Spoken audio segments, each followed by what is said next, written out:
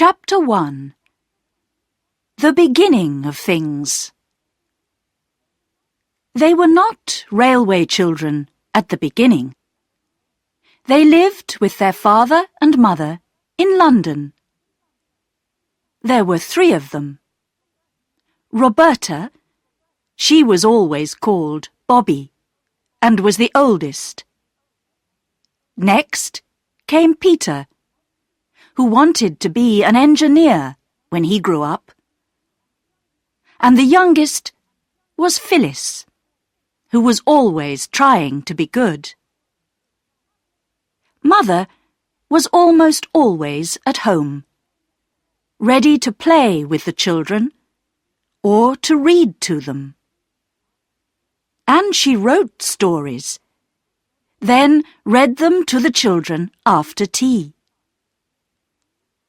These 3 lucky children had everything that they needed: pretty clothes, a warm house, and lots of toys. They also had a wonderful father, who was never angry and always ready to play a game. They were very happy, but they did not know how happy until their life in London was over, and they had to live a very different life indeed. The awful change came suddenly. It was Peter's birthday, and he was 10 years old.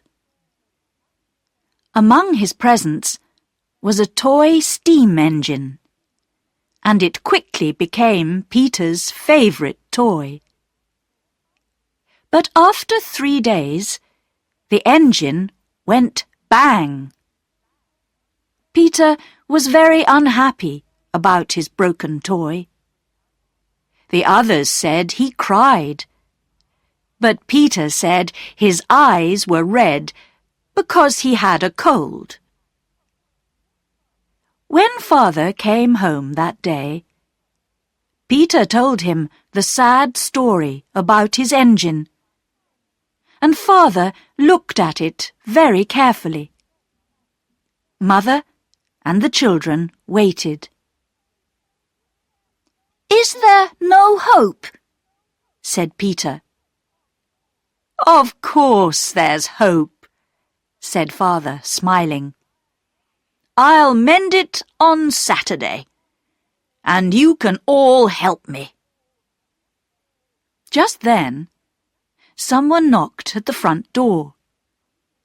A few moments later, Ruth, the maid, came in. "There are 2 gentlemen to see you," she said to Father. "Now, who can they be?" said Father.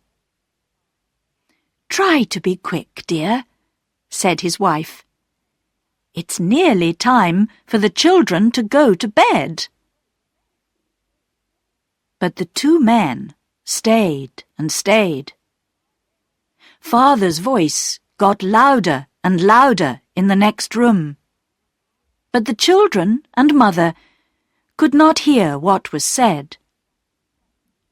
Then Ruth came back and spoke to Mother. "He wants you to go in, Ma'am," she said. "I think he's had bad news.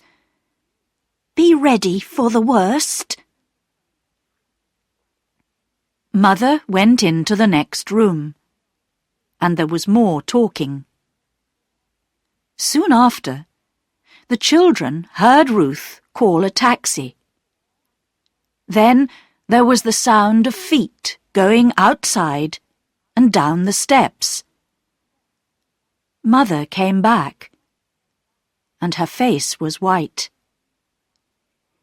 "It's time to go to bed," she said to the children. "Ruth will take you upstairs." "But Father," began Phyllis. "Father's had to go away on business," said Mother. "Now, go to bed, darlings." Bobby whispered, "It wasn't bad news, was it?" "No, darling," said Mother. "I can't tell you anything tonight. Please go now." Mother went out early the next morning, and it was nearly 7 o'clock before she came home. She looked ill and tired, and the children asked her no questions. Mother drank a cup of tea. Then she said, "Now, my darlings, I want to tell you something. Those men did bring bad news last night. Father will be away for some time, and I'm very worried." "Is it something to do with the government?" asked Bobby. The children knew that Father worked in a government office. "Yes," said Mother. "Now don't ask me any more questions about it. Will you promise me that?" The children promised. Everything was horrible for some weeks. Mother was nearly always out. Ruth, the maid, went away.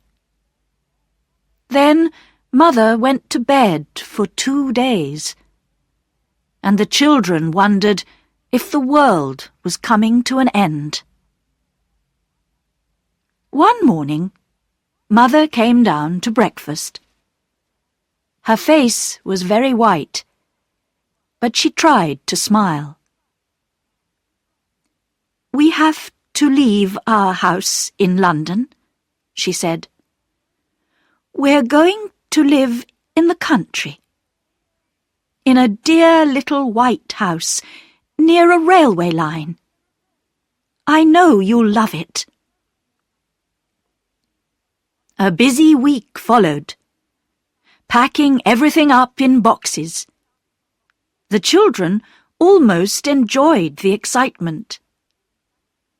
"We can't take everything," Mother told them. "Just the necessary things. We have to play being poor for a while." On their last night in the house, Peter had to sleep on the floor, which he enjoyed very much. "I like moving," he said. "I don't," said Mother, laughing. Bobby saw her face when she turned away. "Oh, Mother," she thought, "how brave you are. How I love you." Next day, they went to the railway station and got on a train. At first, they enjoyed looking out of the windows, but then they became sleepy. Later, Mother woke them. "Wake up, dears," she said. "We're there." There were no taxis, and a man with a cart took their boxes. The children and Mother walked behind the cart along a dark, dirty road, which seemed to go across the fields. After a while, a shape appeared in the darkness. "There's the house," said Mother. The cart went along by the garden wall and round to the back door. There were no lights in any of the windows. "Where's Mrs. Viney?" said Mother. "Who's she?" asked Bobby. "A woman from the village. I asked her to clean the place and make our supper," said Mother. "Your train was late," said the man with the cart. "She's probably gone home." "But she has the key," said Mother. "It'll be under the doorstep," said the man. He went to look. "Yes, here it is." They went inside the dark house. There was a large kitchen with a stone floor. But there was no fire, and the room was cold.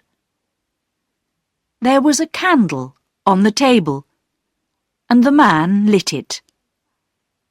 Then a noise seemed to come from inside the walls of the house. It sounded like small animals running up and down. Then the cartman went away and shut the door. Immediately, the candle went out. "Oh, I wish we hadn't come," said Phyllis.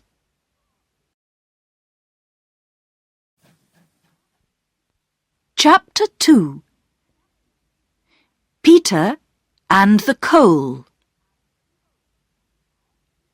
"You've often wanted something to happen," said Mother, lighting the candle again. "And now it has.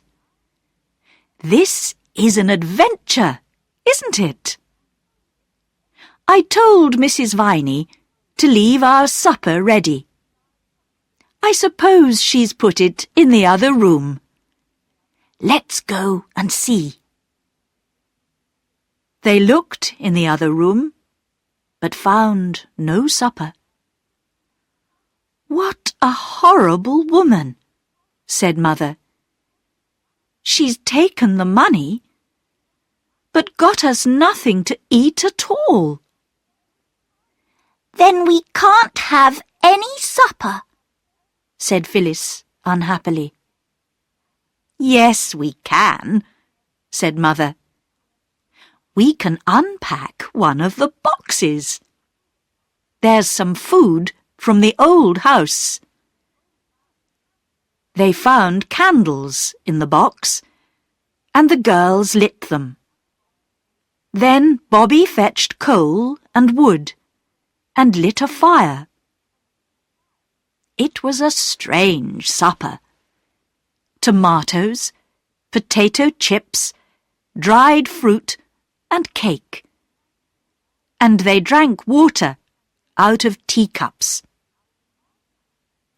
After supper, they put sheets and blankets on the beds. Then Mother went to her own room.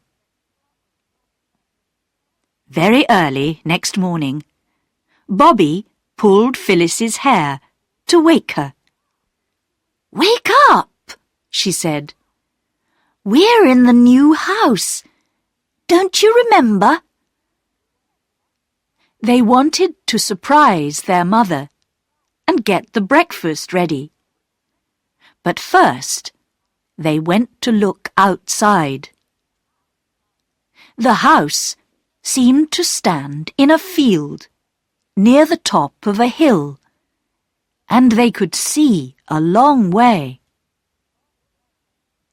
"This place is much prettier than our house in London," said Phyllis.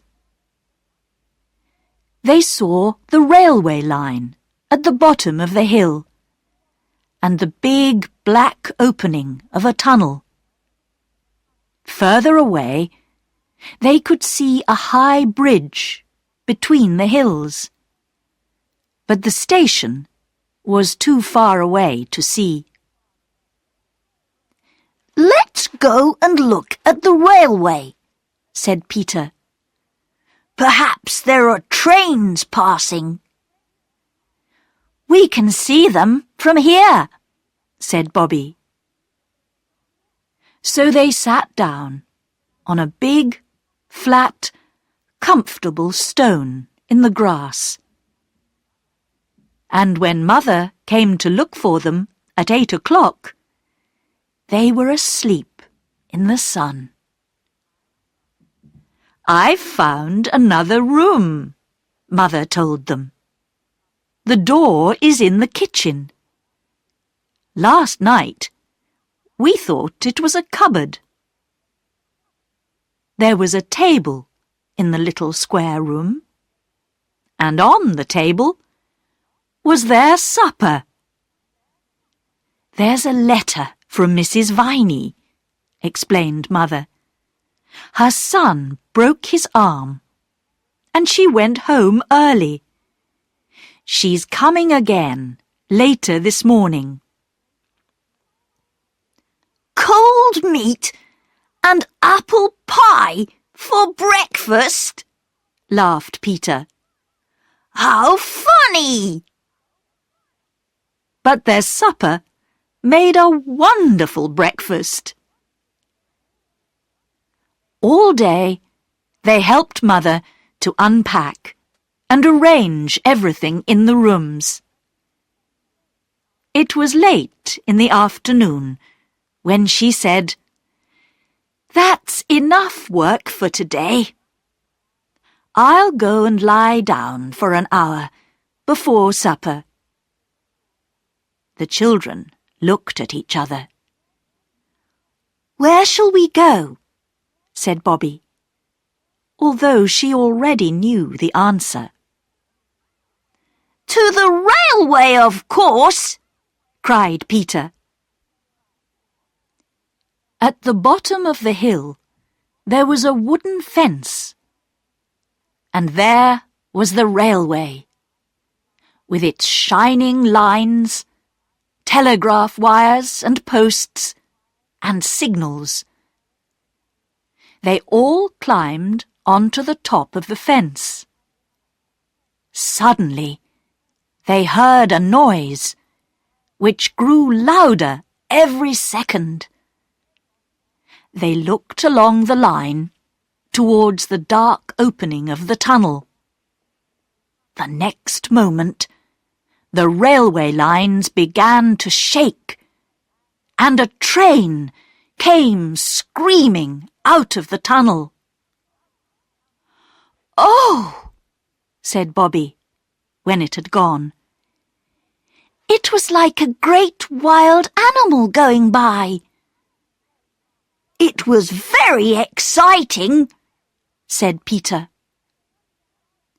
"I wonder if it was going to London," said Bobby. "London is where Father is." "Let's go down to the station and find out," said Peter. They walked along the edge of the line, beneath the telegraph wires, to the station. They went up onto the platform and took a quick look into the porter's room. Inside, the porter was half asleep behind a newspaper. There were a great many railway lines at the station. On one side of the big station yard was a large heap of coal, which the steam trains used for their engines. There was a white line on the wall behind, near the top of the heap. Later, when the porter came out onto the platform, Peter asked about the white line. "It's to show how much coal there is in the heap," said the porter. "So we shall know if anybody steals some." The porter was smiling, and Peter thought he was a nice, friendly person. And so the days passed. The children did not go to school now, and Mother spent every day in her room, writing stories. Sometimes she managed to sell a story to a magazine, and then there were cakes for tea. The children did not forget their father, but they did not talk about him much, because they knew that Mother was unhappy. Several times she had told them that they were poor now. But it was difficult to believe this, because there was always enough to eat, and they wore the same nice clothes. But then there were 3 wet days, when the rain came down, and it was very cold. "Can we light a fire?" asked Bobby. "We can't have fires in June," said Mother. "Coal is very expensive." After tea, Peter told his sisters, "I have an idea. I'll tell you about it later, when I know if it's a good one." And 2 nights later, Peter said to the girls, "Come and help me." On the hill, just above the station, there were some big stones in the grass. Between the stones, the girls saw a small heap of coal. "I found it," said Peter. "Help me carry it up to the house." After 3 journeys up the hill, the coal was added to the heap by the back door of the house. The children told nobody.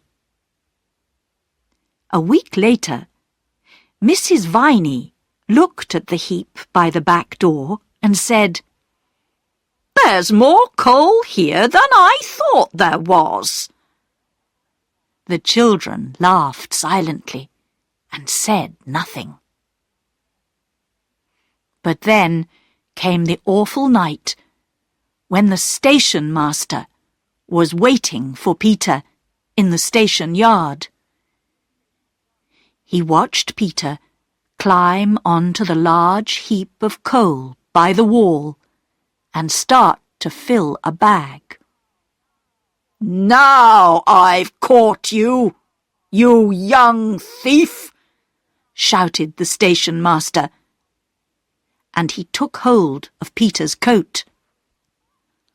"I'm not a thief," said Peter. But he did not sound very sure about it. "You're coming with me to the station," said the station master. "Oh, no!" cried a voice from the darkness. "Not the police station?" cried another voice. "No, the railway station," said the man, surprised to hear more voices. "How many of you are there?" Bobby and Phyllis stepped out of the darkness. "We did it too," Bobby told the station master. "We helped carry the coal away, and we knew where Peter was getting it." "No, you didn't," said Peter angrily. "It was my idea." "We did know," said Bobby. "We pretended we didn't, but we did." The station master looked at them. "You're from the White House on the hill," he said. "Why are you stealing coal?" "I didn't think it was stealing," said Peter. "There's so much coal here. I took some from the middle of the heap, and I thought nobody would mind. And Mother says we're too poor to have a fire. But there were always fires at our other house, and—" "Don't," Bobby whispered to Peter. There was a silence, and the station master thought for a minute. Then he said to Peter, "I won't do anything this time. But remember, this coal belongs to the railway, and even from the middle of the heap, it's still stealing." And the children knew he was right. Chapter 3. The Old Gentleman. The children could not keep away from the railway, and they soon got to know the trains that passed by. There was the 9:15 and the 10:07 and the midnight train that sometimes woke them from their dreams. One morning, they were sitting on the fence, waiting for the 9:15, when Phyllis said, "It's going to London, where Father is. Let's all wave as it goes by. Perhaps it's a magic train, and it can take our love to Father." So, when the 9:15 came screaming out of the tunnel, the three children waved, and a hand waved back. It was holding a newspaper, and it belonged to an old gentleman. The old gentleman travelled on the 9:15 every day. He had white hair and looked very nice, and soon they were waving to him every morning. They pretended he knew Father, and that he was taking their love to him. At first, they did not visit the station. After the trouble with the coal, Peter was afraid of seeing the station master again. But then he did see him, on the road to the village one day. "Good morning," said the station master in a friendly way. Good morning," said Peter. "I haven't seen you at the station recently," said the station master. "After the trouble with the coal," began Peter. "That's over and forgotten now," said the station master. "You come to the station when you like." "Oh, thank you," said Peter. And the three children went the very same day. They spent a happy 2 hours with the porter, a nice, friendly man called Perks, who answered all their questions about trains and railways. The next day, Mother stayed in bed because her head ached so badly. She was very hot and would not eat anything, and Mrs. Viney told her to send for Dr. Forrest. So Peter was sent to fetch the doctor. "I expect you want to be nurse," Dr. Forrest said to Bobby after he had seen Mother. "Your mother is ill and must stay in bed. I'll send some medicine for her, but she will need fruit and milk and some other special things that I'll write down on a piece of paper for you." When the doctor had gone, Bobby showed Mother the piece of paper. Mother tried to laugh. "Impossible," she said. "We can't buy all those things. We're poor, remember?" Later, the children talked together. "Mother must have those things," said Bobby. "The doctor said so. How can we get them for her? Think, everybody, just as hard as you can." They did think. And later, when Bobby was sitting with Mother, the other two were busy with a white sheet, some black paint, and a paintbrush.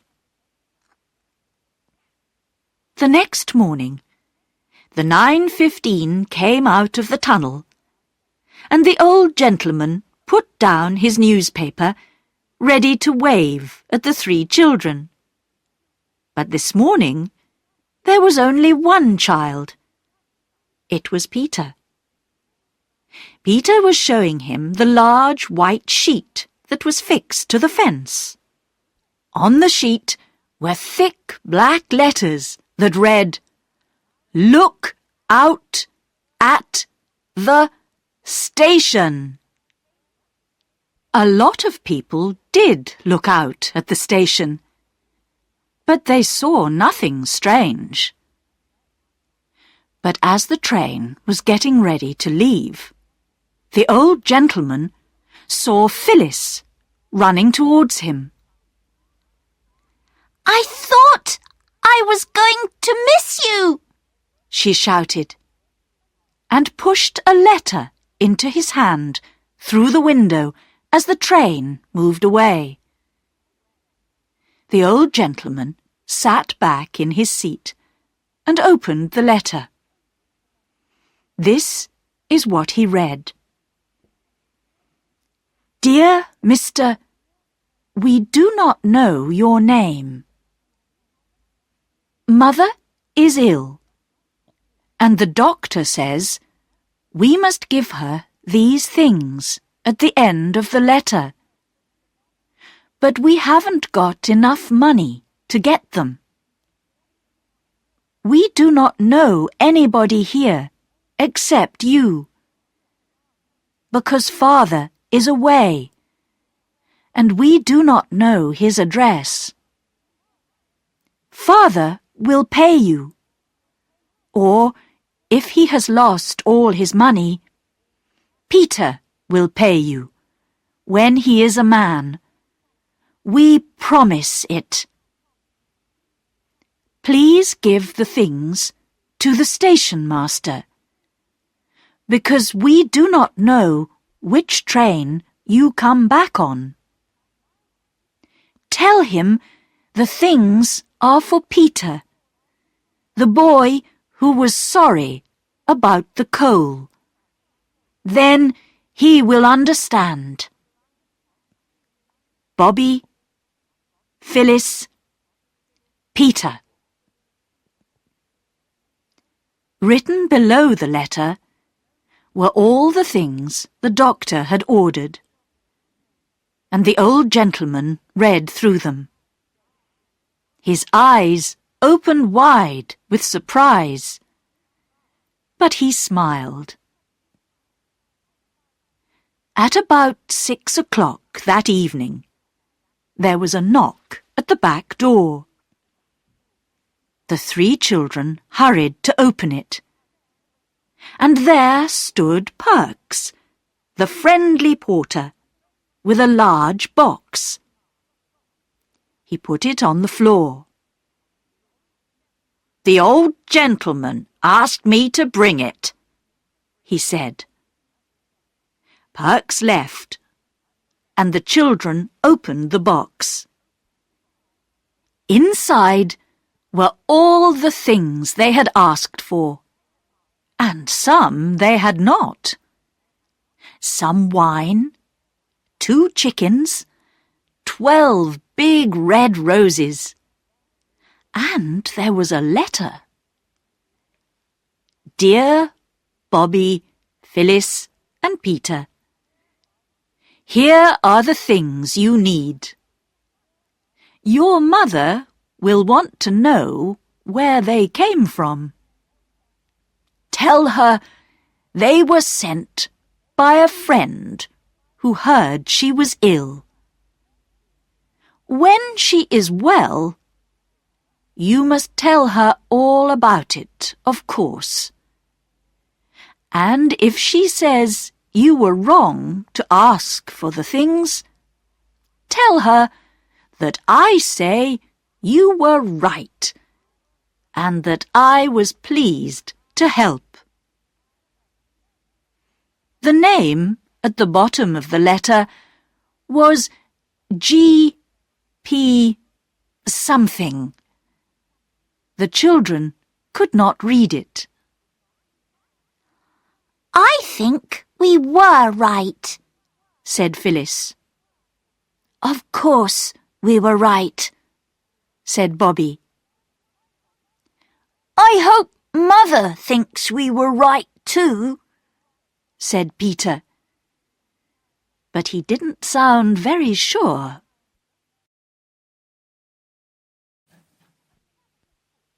Chapter 4. Bobby's Ride. About 2 weeks later, the old gentleman saw another white sheet with black letters when he looked out of the train. It said, "She is nearly well. Thank you." Then it was time for the children to tell Mother what they had done. It was not easy, but they had to do it. And Mother was very angry indeed. Now listen. It's true that we're poor, she told them. But you must not tell everyone. And you must never, never ask strangers to give you things. We didn't mean to be bad, Mother, cried Bobby. We're sorry, said Phyllis and Peter, crying too. Soon Mother was crying with them. I'll write a letter to the old gentleman and thank him, she said. You can give it to the station master to give him. Now, we won't say any more about it. The day after the children took the letter to the station, it was Bobby's birthday. In the afternoon, she was politely told to go out until tea time. You mustn't see what we're doing, said Phyllis. It's a surprise. Bobby went into the garden, and then she walked across the fields. When she came back, Phyllis and Peter met her at the back door. They were very clean and tidy, and Phyllis was wearing her prettiest dress. There was just enough time for Bobby to make herself tidy before they called her into the front room. Mother, Peter, and Phyllis were standing near the table, and there were 12 lighted candles on it, one for each of Bobby's years. The table was covered with beautiful flowers from the fields and garden, and there were some interesting little boxes too. Happy birthday, Bobby! They shouted happily. Open your presents!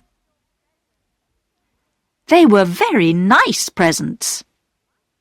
There was a pretty handkerchief with flowers on it from Phyllis.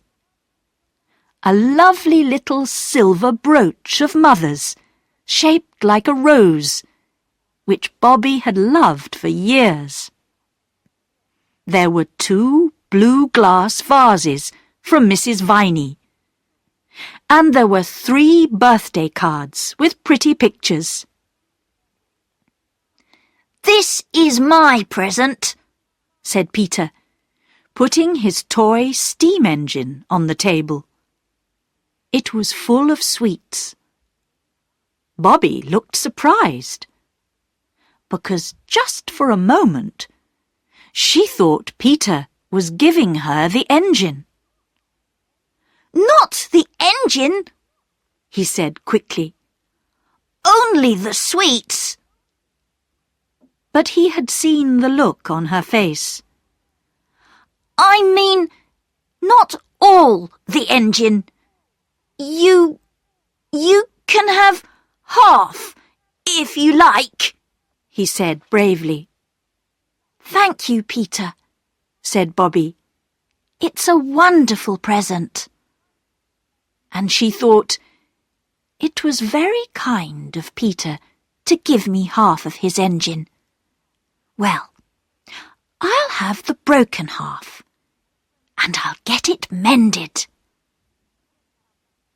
It was a lovely birthday. But later that night, Bobby came silently down the stairs to get her presents. She saw her mother sitting at the table, with a pen and some writing paper in front of her. "She's writing to Father," thought Bobby. But at that moment, Mother wasn't writing. Her head was on her arms, and her arms lay on the table. "It's my birthday, and she doesn't want me to know she's unhappy," thought Bobby. "Well, I won't know. I won't know." And she went quietly back to her room. But it was a sad end to the birthday. The next day, Bobby put Peter's engine in a box and took it down to the railway. She did not go to the station, but she went along the line to the place where the engines stopped. When the next train came in, Bobby went across the line and stood beside the engine. She had never been close to one before, and it was very big. The driver and the fireman did not see her. They were talking to Perks, the porter, who was on the other side of the line. "Excuse me," began Bobby. But the men did not hear her, because the engine was making a lot of steam and noise.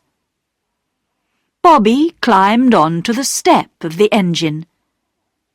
But at that moment, the train began to move. Bobby fell inside, onto a heap of coal. "Help!" she cried. But still the men didn't see or hear her. "I shouldn't be here," she thought, as the train went faster. "I'll be in terrible trouble." She put out a hand and touched the nearest arm, and the driver turned round quickly. "What are you doing here?" he shouted, and Bobby began to cry. This seemed to worry the 2 men, and they took several minutes to calm Bobby down and to stop her crying. Then the fireman said, "Now, tell us why you're here. It's not every day a little girl falls into our steam engine."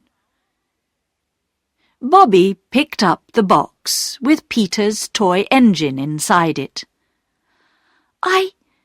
I wanted to ask if you could mend this, she explained, and took the engine out of the box.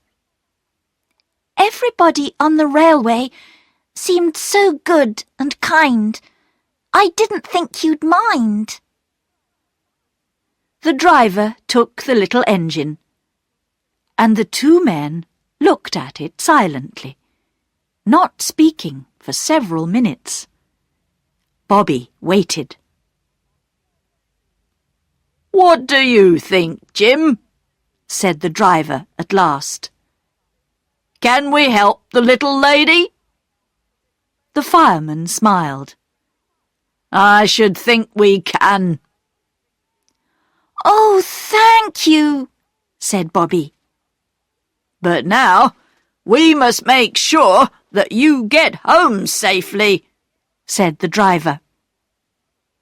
Bobby stayed on the train until it reached Stackpool Junction.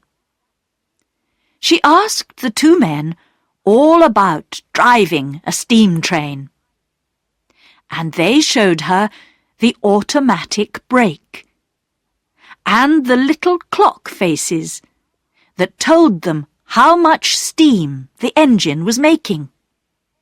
It was all very interesting.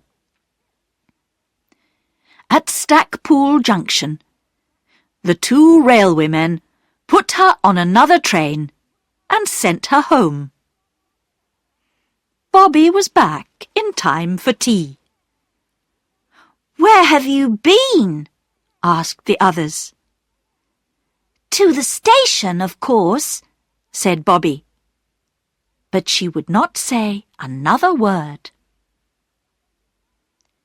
It was some weeks before Bobby took her brother and sister to meet the friendly engine driver and fireman.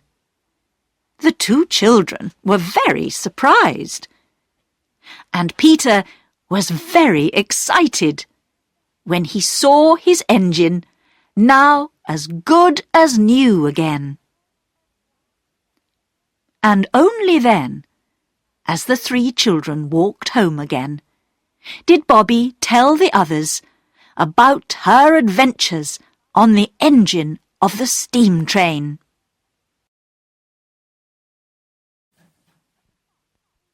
Chapter 5. Saving the Train. One day, the children were walking by the fence along the top of the hill beside the railway line. The line here ran through a deep little valley, and the hillside on both sides of the line was very rocky. But among the rocks, grass and flowers grew, and many small trees. Phyllis stood by the fence and looked down to the lines at the bottom. "It's like looking down the side of a mountain," she said. Suddenly, they heard a noise. It was soft, but very clear, and slowly began to get louder. "Look at the tree over there!" cried Peter. The girls looked and saw a tree moving slowly downwards on the opposite side of the railway line. "It's magic," said Phyllis. "I knew the railway was magic. Look, some other trees are moving too." They watched as the trees moved on and on, grass and stones moving with them. Then a big rock began to move as well, and suddenly half the hillside was moving. A second or two later, everything came crashing down in a big heap on the railway line below. "It's right across the line," said Phyllis, feeling a little frightened now. Yes, said Peter slowly. And the 11:29 hasn't gone by yet. We must let them know at the station, or there will be an awful accident. There isn't time, said Bobby. It's past 11 now. They thought for a moment. We need something red. Then we could go down on the line and wave it, said Peter. Everyone knows that red means danger, and the train would stop. Our petticoats, said Phyllis. They're red. Let's take them off. The girls did this. Then the three of them ran along the line to a corner. When they were round the corner, it was impossible to see the heap of trees and rocks. We'll need some sticks as well, said Peter, taking one of the petticoats. Now. He took a knife from his pocket. You're not going to cut them, are you? Said Phyllis. Yes, cut them, said Bobby. If we can't stop the train, there will be a real accident and people will be killed.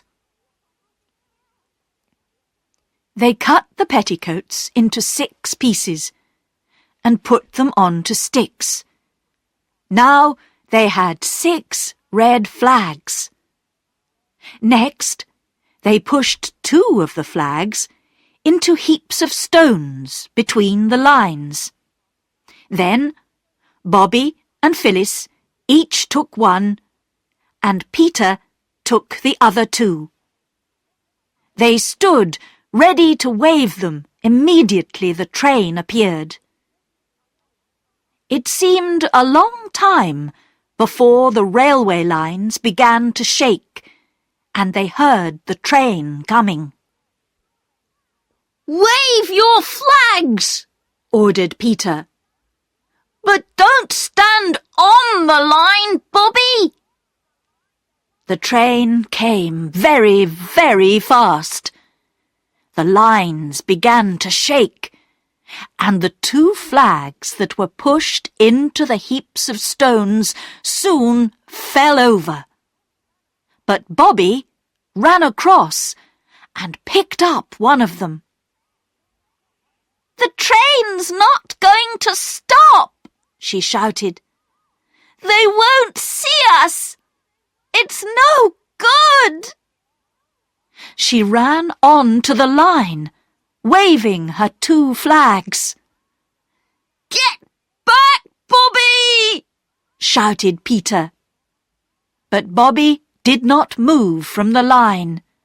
She waved and waved her flags, shouting, "Stop! Stop!"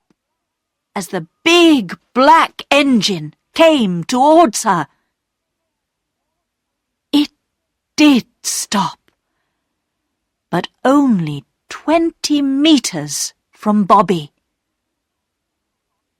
Peter and Phyllis ran along the line to tell the driver about the trees and rocks around the corner. But Bobby couldn't move because her legs were shaking too much. She had to sit down on the ground. But they had saved the train. "You're brave and clever children," the driver told them. Some weeks later, a letter arrived at the little white house on the hill.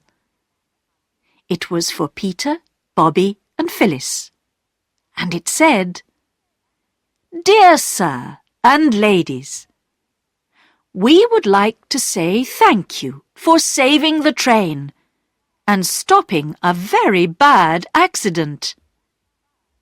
Please come to the station at 3 o'clock on the 30th of the month, if this is a suitable day. J. Inglewood, Secretary, the Northern and Southern Railway Company. It was to be a very special day indeed. The 3 children went down to the station at the right time, dressed in their best clothes, and the station master came to meet them. "Come into the waiting room," he said. He took them into the room where people usually waited for the trains. But now there was a carpet on the floor, and flowers above the pictures on the walls. Perks the porter was there, and several men in high hats and long coats. There were ladies in expensive dresses, and people who had been on the train on Red Petticoat Day. Best of all, their own old gentleman was there, and he came across to shake their hands. Then everybody sat down on chairs, and an important-looking man got up to speak. He said nice things about the children, how brave and clever they were, and then he sat down. Next, the old gentleman got up and said more nice things about them. Then he called them across and gave each of them a beautiful gold watch. "These are from the Northern and Southern Railway Company," he said, "to say thank you for the brave and sensible thing that you did to save the train." It was a wonderful day, a day that seemed more like a dream than real life. Afterwards, the old gentleman walked with them to the little white house. "I want to meet the mother of these clever children," he said. Mother was surprised to see their visitor, but she thanked him again for the things he had sent when she was ill. Then they talked about Red Petticoat Day, and the children showed Mother their watches and told her about the people at the station. "I've been very pleased to meet you," Mother said to the old gentleman when it was time for him to leave. "I'm sorry we can't ask you to come and see us again, but we live very quietly." The children thought this was very strange. They had made a friend, a very good friend, and they dearly wanted him to come and see them again. What did the old gentleman think? They didn't know. He looked closely at Mother and said, "I thank you, madam, for welcoming me to your house today."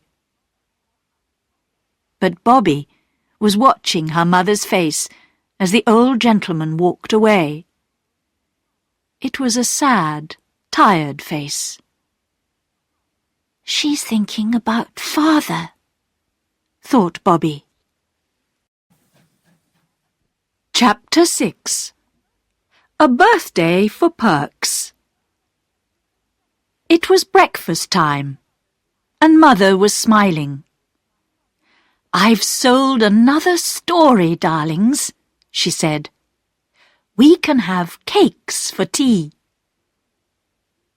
The 3 children looked at each other. Then Bobby said, "Can we have the cakes on Thursday instead of today? It's Perks's birthday on Thursday." "How do you know?" asked Mother. I showed him my brooch, the one you gave me for my birthday, and I asked him about his birthday. He says he doesn't keep birthdays anymore because he has other things to keep, his wife and children.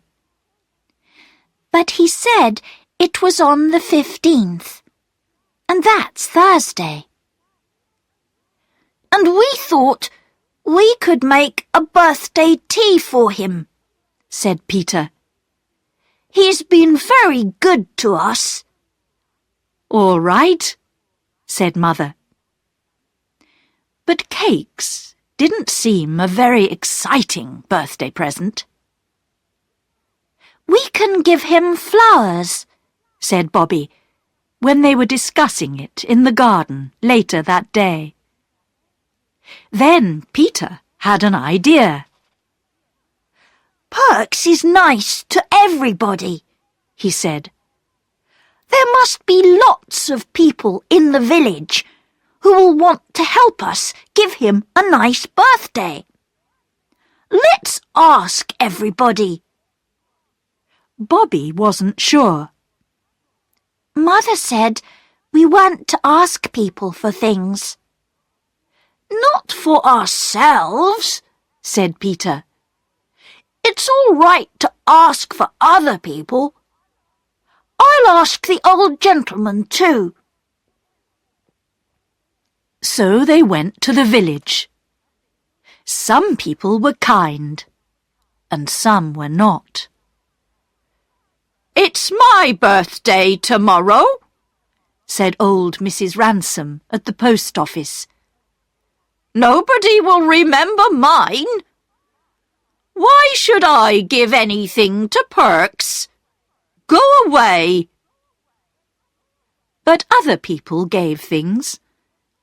A pipe, a tin of tea, a walking stick.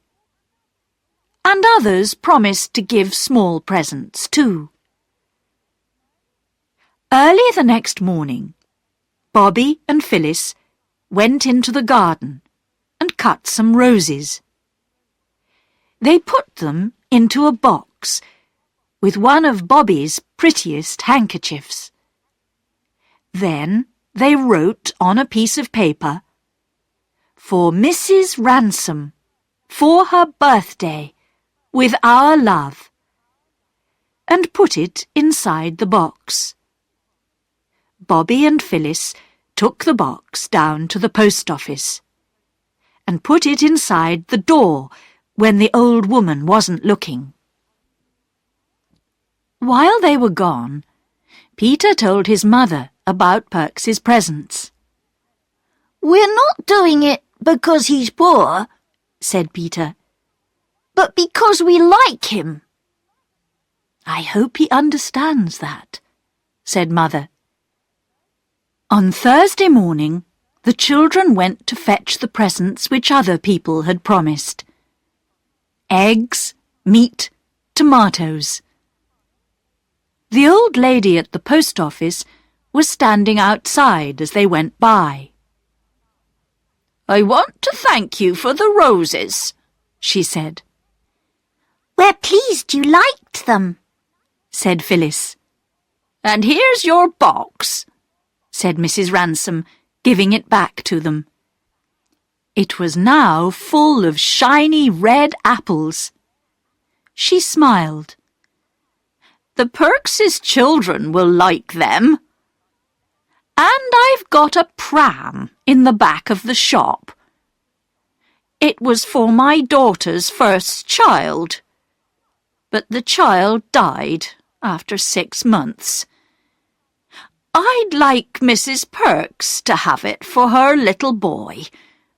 Will you take it?" "Thank you," said Bobby. "We will." The children put all the presents in the pram, and at 3 o'clock they pushed it to the Perkses' little yellow house. Mrs. Perks and her young children were surprised to see them. "We know it's Mr. Perks's birthday," said Peter. and we've brought some presents for him." The woman's eyes got bigger and bigger with surprise as each thing was taken from the pram. "Perks has never had a birthday like it," she said. The cakes and the presents were put on the table. Then the children hid in the other room when they heard Perks coming home from work. They wanted to surprise him by jumping out and saying "Happy Birthday" after he'd seen the presents. "What's all this?" they heard him say. "What's that pram doing here?" His wife explained, but too quietly for the children to hear. But they heard Perks shout, "I'm not having any of it. We've managed all these years, asking people for nothing, and I'm not going to start taking things now. We may be poor, but we don't need charity." Bobby ran into the other room. "We thought you'd be pleased," she cried. "We didn't mean to do anything wrong," said Peter, following her. I'll never be kind to anyone again," said Phyllis, starting to cry. "Don't you understand?" said Perks. "People in the village will laugh at me. Poor Perks, he can't take care of his own family. We have to give him things. That's what they'll be saying now." "No!" cried Bobby. "It's not charity. People were happy to give you birthday presents. The man at the village shop said, 'I'm pleased to give something to Mr. Perks. He always pays his bills.' And the woman at the post office wanted you to have the pram. It was for her granddaughter, but the little girl died." "I'm not sending the pram back, Bert," said Mrs. Perks when she heard this, "so don't ask me to." I won't," said Perks quietly. "And other people said you were kind and polite and hard-working," said Bobby. "They wanted to give you a birthday present. The old gentleman gave Peter £1 for you. He said you were a man who was good at his work. We thought you would like—" "Stop!" Perks said suddenly. "I take back every word I said. I don't know if I was ever so pleased. Not only with the presents, but with the kind thoughts of our neighbours. They're the best presents of all, aren't they, Nell?" "They are," agreed his wife happily. Perks looked at the children. "You'll stay to tea, won't you?" he said. "Oh, yes, please," they said.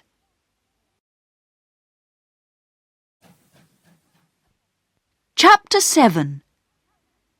The Terrible Secret. When the children first went to live at the White House, they talked about Father a lot and were always asking questions about him. But as time passed, their questions seemed to make Mother unhappy, so they stopped asking them. But they never forgot him. Bobby thought about Father often. She knew her mother was unhappy, and she worried a lot about that. And why was Father away for so long? Was there something that Mother wasn't telling them? The answer came on the day she went to the station to fetch the magazines. They were old magazines, which people left on trains or in the waiting room. Perks said the children could have them to read. And one day Bobby went to fetch them. "I'll just put some newspaper round them to keep them together," said Perks, and he took an old newspaper from the heap. The magazines were heavy, and Bobby stopped to rest on the way home. She sat on the grass and dropped them beside her. As she did this, she looked at the newspaper and read some of the words on the page.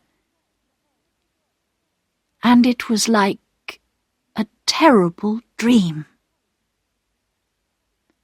She never remembered how she got home, but she went to her room and locked the door. Then she took the newspaper off the magazines and looked at it again. The words seemed to jump at her. 5 years in prison for spy. And the name of the spy was the name of her father. Bobby was very quiet at tea time. "Is anything wrong?" Mother asked her. "I'm all right," said Bobby. But after tea, Mother went up to Bobby's room. "What's the matter?" she wanted to know. For an answer, Bobby took the newspaper from under her bed and showed it to her mother. "Oh, Bobby!" cried Mother. "You don't believe it, do you? You don't believe Daddy is a spy?" "No," said Bobby. "He's good and honest, and he's done nothing wrong," said Mother. "We have to remember that." "What happened?" asked Bobby. "You remember the 2 men who came to see Daddy at the old house, don't you?" said Mother.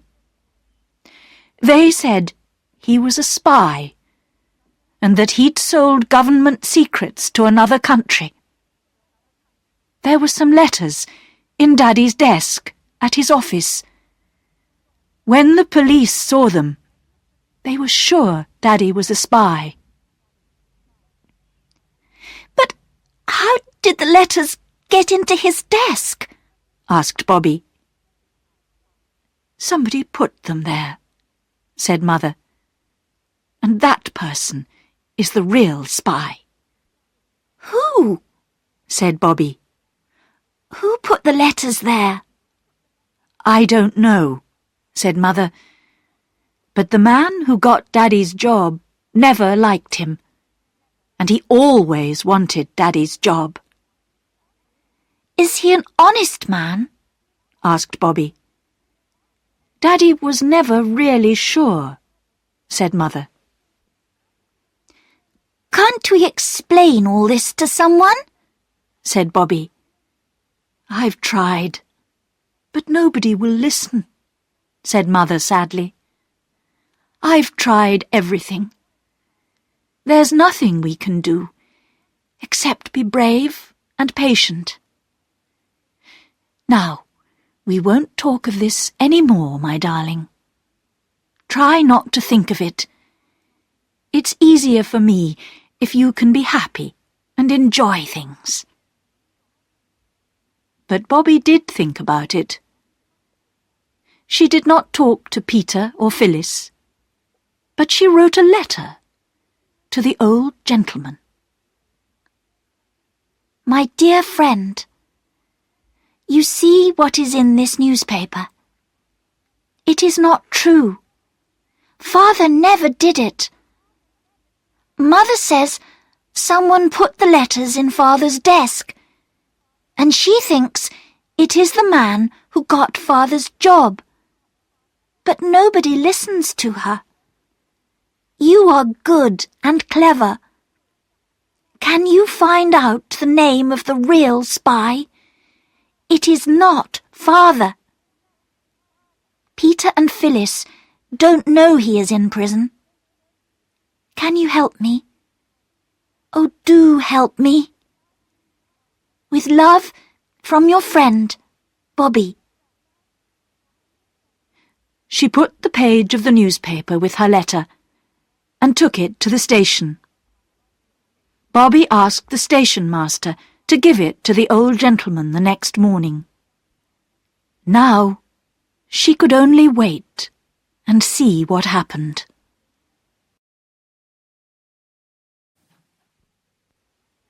Chapter 8. The Boy in the Red Shirt.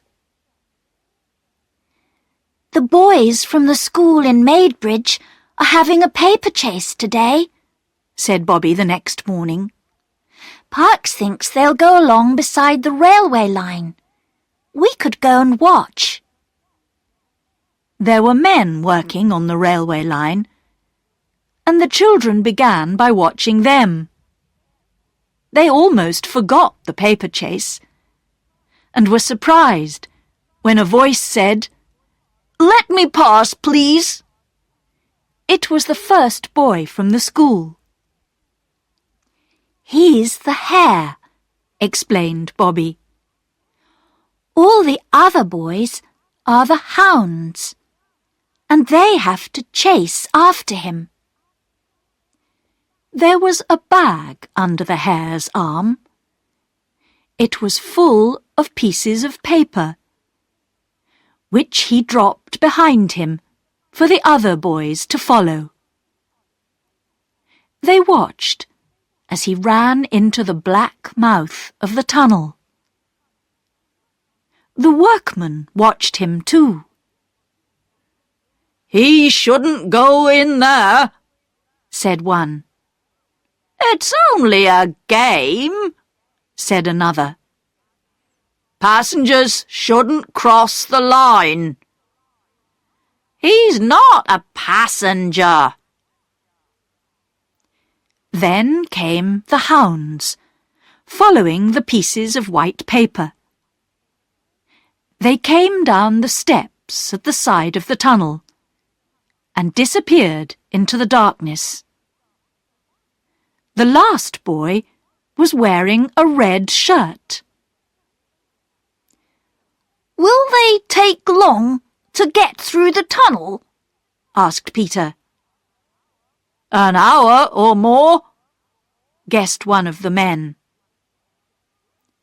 "Let's go across the top of the hill and see them come out the other end of the tunnel," Peter said to his sisters. The tunnel was cut through a hill. They climbed over stones and through narrow openings between trees. And at last they reached the very top of the hill. "It's lovely up here," said Bobby, as she looked across the fields. "It was worth the climb." "The paper chase is worth the climb," said Phyllis. "But hurry, or we'll miss it." But there was plenty of time, and they had to wait at the other end of the tunnel.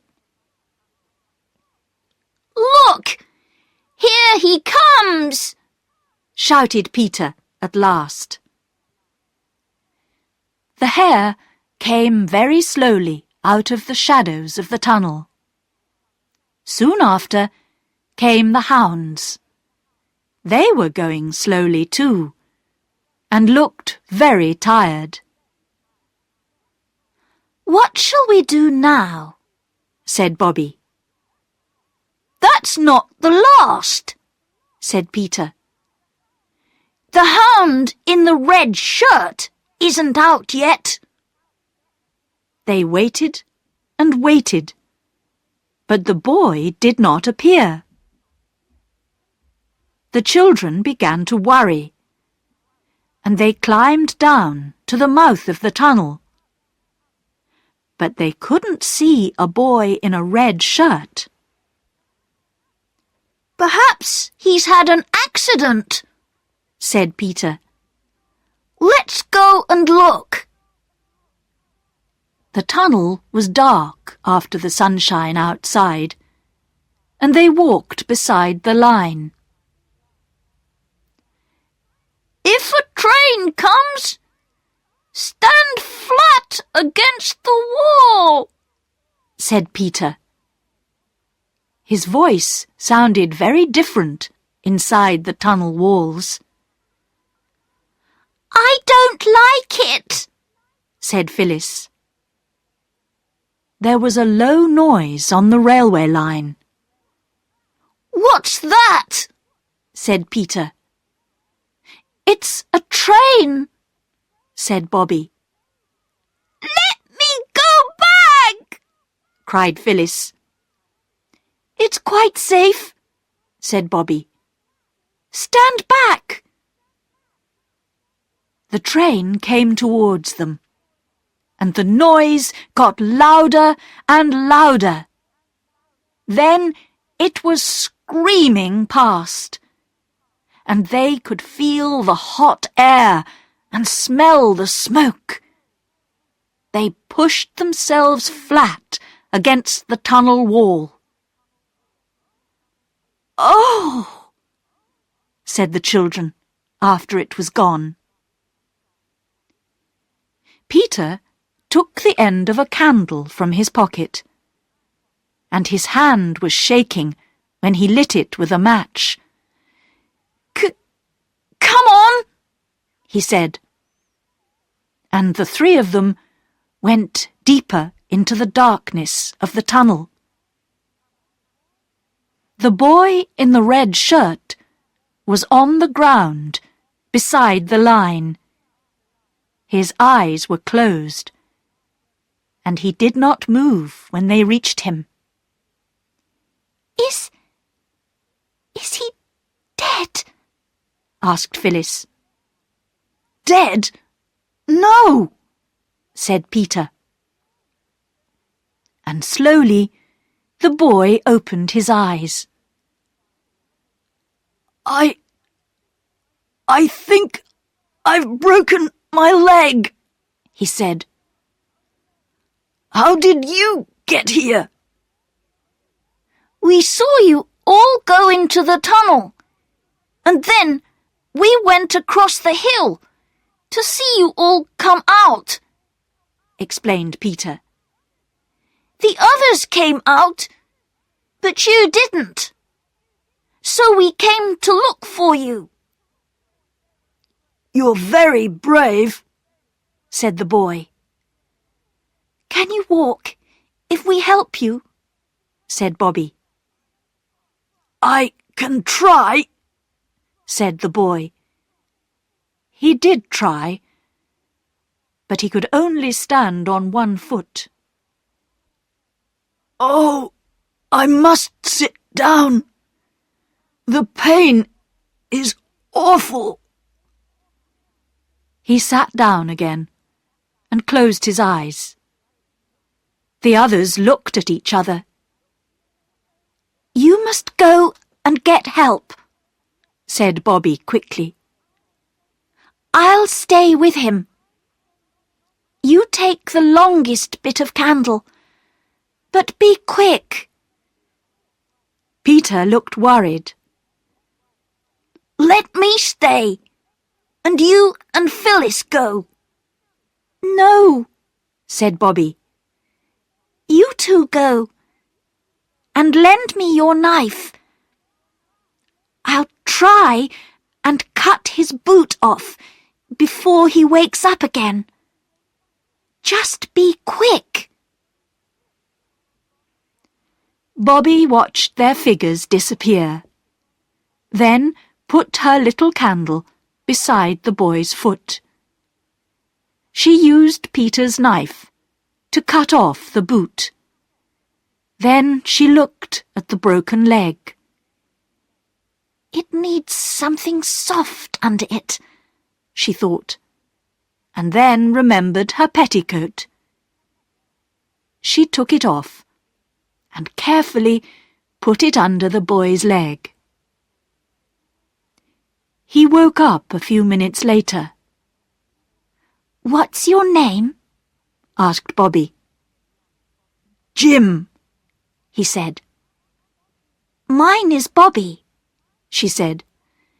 "Peter and Phyllis have gone to get some help." "Why didn't you go with them?" he said. "Someone had to stay with you," said Bobby. "I must put out the candle, or it will burn itself out." "Are you afraid of the dark, Bobby?" asked Jim, when they were sitting in the darkness. Not very afraid," said Bobby. "But—" "Let's hold hands," said Jim. He put his large hand over her small one. Then they sat and waited. Peter and Phyllis went to a farm to get help. When the two children got back to the tunnel with the men from the farm, they found Bobby and Jim asleep. The men carried Jim on a piece of flat wood. "Where does he live?" asked one of them. "In Northumberland," answered Bobby. "He told me while we were waiting." "I'm at a school in Maidbridge," said Jim. "I suppose I must get back there." "A doctor ought to see you first," said the man. "Bring him to our house," said Bobby. "It's not far along the road. I'm sure Mother will say it's all right." Mother did say it was all right, although she was a little surprised at first. Then Bobby explained. "I'm sorry to be so much trouble," Jim said to Mother as the men carried him in. His face was white with pain. "Don't worry, you poor dear," said Mother. "You must go to bed, and I'll send for Dr. Forrest."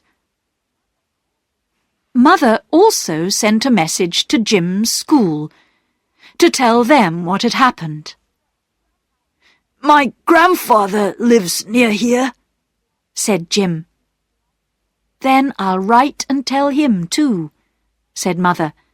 "I'm sure he'll want to know. What's his name?" After breakfast the next day, someone knocked at the front door. "That will be the doctor again," said Mother. She went out of the kitchen and closed the door. But it wasn't the doctor. The children listened as Mother and the visitor went upstairs. They heard them talking and were sure that they knew the voice of the visitor. But who was it? After a while, the bedroom door opened, and they heard Mother and the visitor come down and go into the front room of the house. Then they heard Mother calling, "Bobby!" Mother was in the hall. "Jim's grandfather has come," she said. "He wants to see you all." They followed Mother into the other room. And there sat their own old gentleman. "Oh, it's you!" cried Bobby. "How wonderful!" said Peter. "But you're not going to take Jim away, are you? I was hoping he could stay." The old gentleman smiled. "No," he said. "Your mother is very kind. She has agreed to let Jim stay here. I thought of sending a nurse, but your mother was good enough to agree to be his nurse herself." "But what about her writing?" said Peter, before anyone could stop him. "There won't be anything for him to eat if she doesn't write." The old gentleman smiled kindly at Mother. "She has agreed to stop her writing for a while and become head nurse of my hospital." "Oh," said Phyllis. "Will we have to go away from the White House and the railway and everything?" No, no, darling, Mother said quickly. The hospital is here, at this house. "And my unlucky Jim is the only one needing a nurse," said the old gentleman. "But there will be a maid and someone to cook the meals until Jim is well." "Then will Mother start writing again?" asked Peter.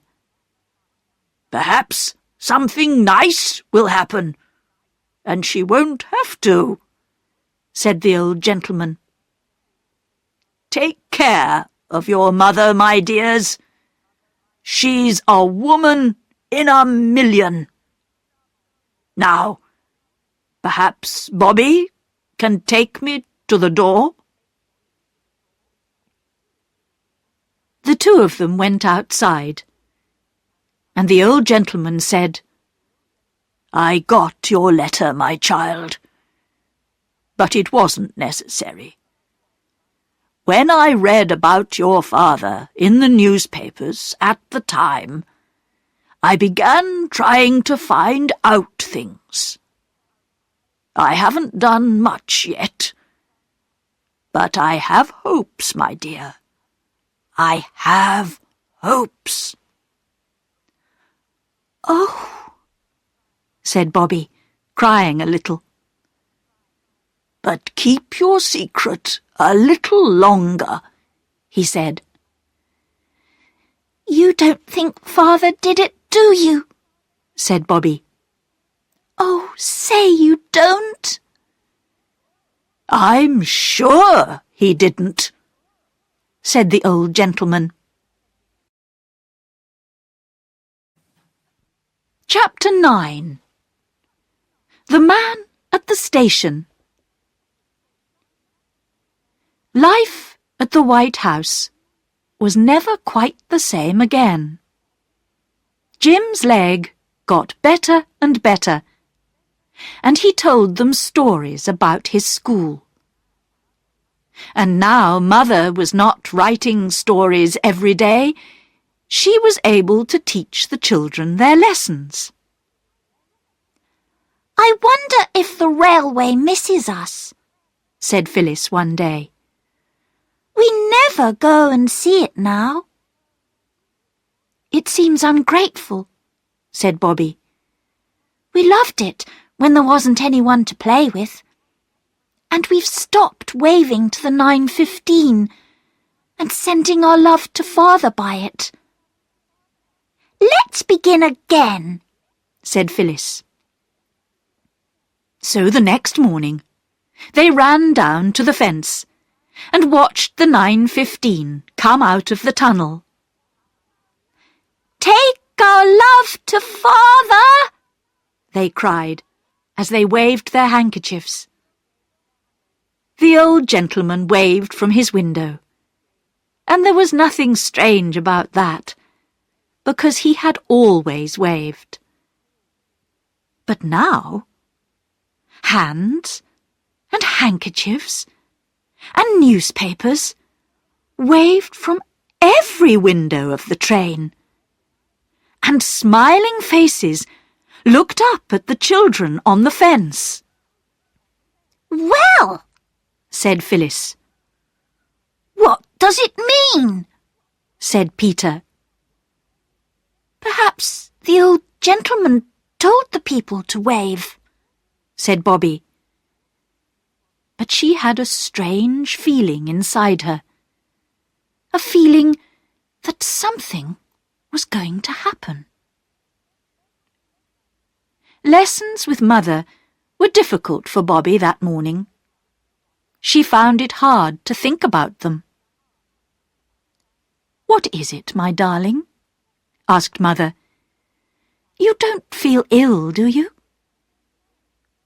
"I don't know," answered Bobby. "Perhaps I'd feel better in the garden."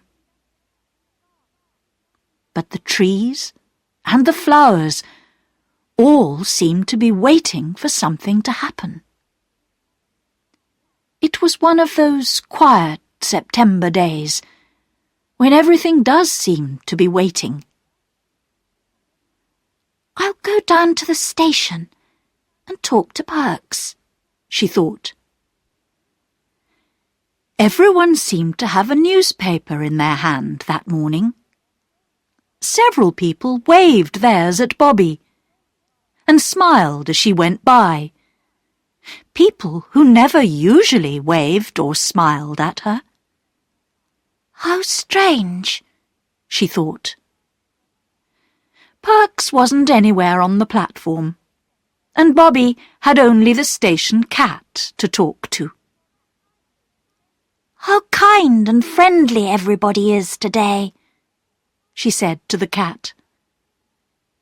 Perks appeared when it was time for the 11:54 to arrive. He had a newspaper too. "Hello," he said to Bobby. "I saw it in the paper, and I've never been so pleased about anything in all my life." "What did you see in the paper?" asked Bobby. But already the 11:54 was steaming into the station, and Perks was looking in all the windows. Only 3 people got out of the train. The first was a woman with 3 boxes of chickens. The second was a woman with a brown suitcase. And the third... "Oh, my daddy! My daddy!" cried Bobby. That scream went like a knife into the heart of everyone on the train. People put their heads out of windows and saw the tall, white-faced man and the little girl with their arms around each other.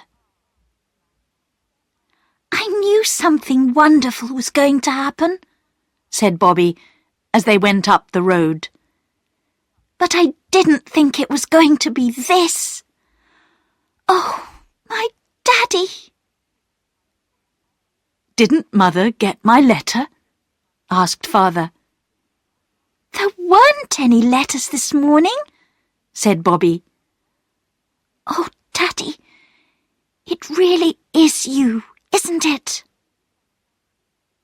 He held her hand and said, "You must go in by yourself and tell Mother very quietly that it's all right.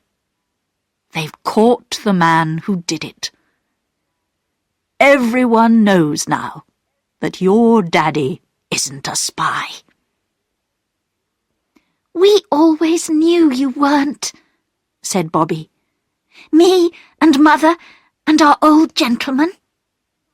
"Yes," said Father. "It's him I must thank." And now they are going across the field. Bobby goes into the house, trying to find the right words to tell Mother that Father has come home. Father is walking in the garden. waiting. He is looking at the flowers, but he keeps turning towards the house. Now the door opens. Bobby's voice calls, Come in, Daddy.